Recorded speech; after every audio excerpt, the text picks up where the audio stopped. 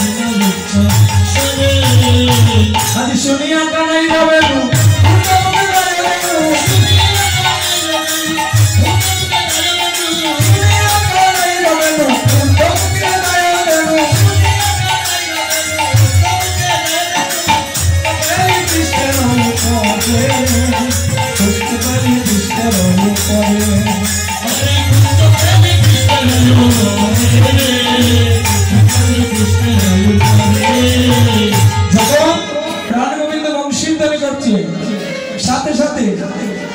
গাবিগুলো কি বলছে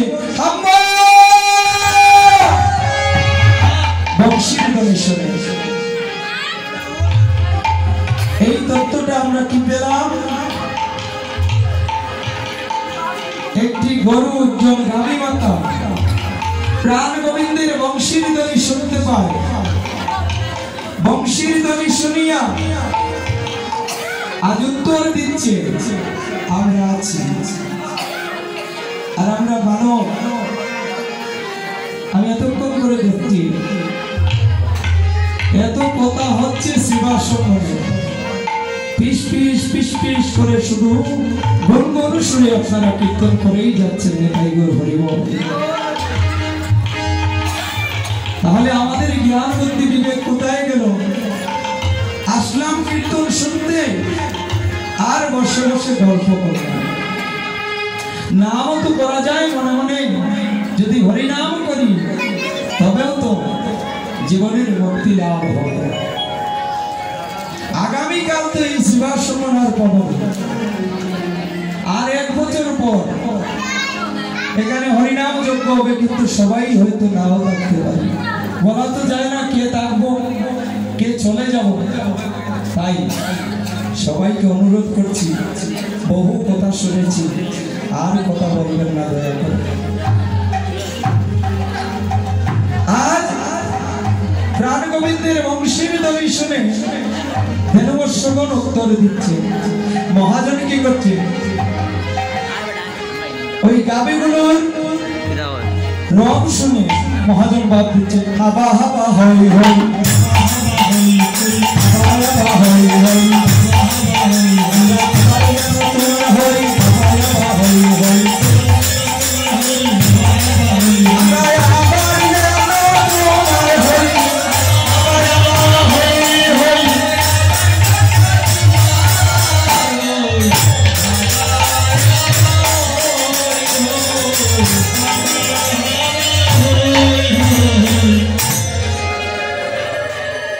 আজ গাবিগুলো কি বলছে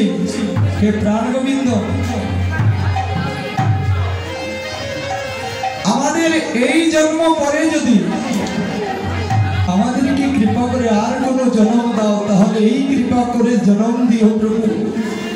আমাদেরকে বৃন্দাবনের তরুলতা পশু পক্ষীর মধ্যে জন্ম দিও যেন তোমার মুরলীর সুর শুনতে পারি আজ পশু হয়ে মুরলীর সুর শুনতে পাই কিন্তু মানুষ হয়ে শুনতে পেলাম না আজ পর্যন্ত এমন মানুষ হলাম আর এমন দুর্লভ নাও হতে পারে এমন মানব জনম আর নাও হতে পারে তাই দেহ তাকিতে সবল হরে কৃষ্ণ বল অবশ্যই নিতে পারবে না কৃষ্ণ বজিবার তরে সংসারে আসিও মিছে মায়ায় বদ্ধ হয়ে বৃক্ষ সম হইল আমাদের জন্ম হয়েছে কেন কৃষ্ণ সেবার জন্য আমাদের এই দেহটা যেন আমরা কৃষ্ণ চরণে সমর্পণ করতে পারি সদা সর্বদা যেন তার নাম নিতে পারি তার নাম গুণগান কীর্তন করতে পারি তার লীলা প্রেম রসে যেন আমরা ডুবে থাকি হৃদয় গৌর হরি বল। তাই প্রাণ গোবিন্দ আমার যখনই ডেকেছে দেববর্ষগণ একত্রিত হয়েছে।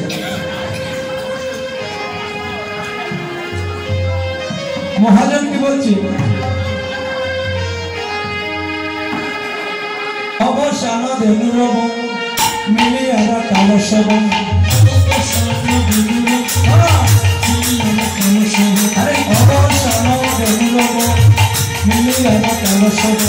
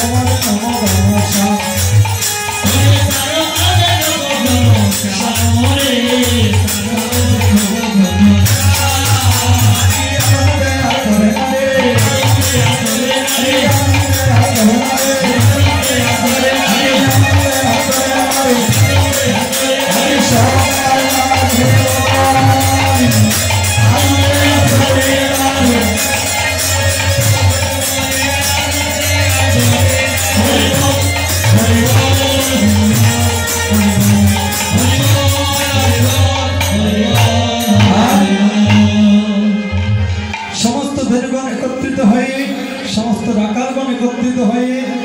মনানন্দে আদি ধনবর্ষগণকে নিয়ে গোকুলের প্রতি যাত্রা করলেন। যাবটি গ্রামের কাছে এসে নিজ নিজ ধনু বেচে চলে গেলেন জারিজির করে, আর প্রাণ গোবিন্দ আমার পিছু নেমে গেলেন। কেন? যখন সকালবেলা দুষ্ট গোচারণে গিয়েছিলেন সেই সময়ে রাধারানীর সাথে নয়নে নয়নে দেখা হয়েছিল। ইশারায় বলেছিলেন, রাধে আমি আসার সময় আবার তোমার সাথে দর্শন হবে। তাই সেই আশা নিয়ে প্রেমময়ী রাইদনী আমার যাবট মন্দিরে অপেক্ষায় বসে আছে। যখনই প্রাণ গোবিন্দ মুরলীর ধ্বনি করে যাচ্ছেন সেই সময় রাধারানী বলছে, তোমারে বয়সে বড় আমি ভালোবাসি,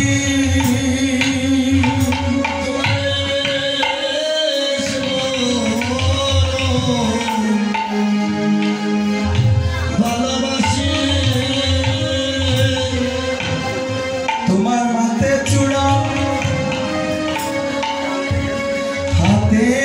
বাসি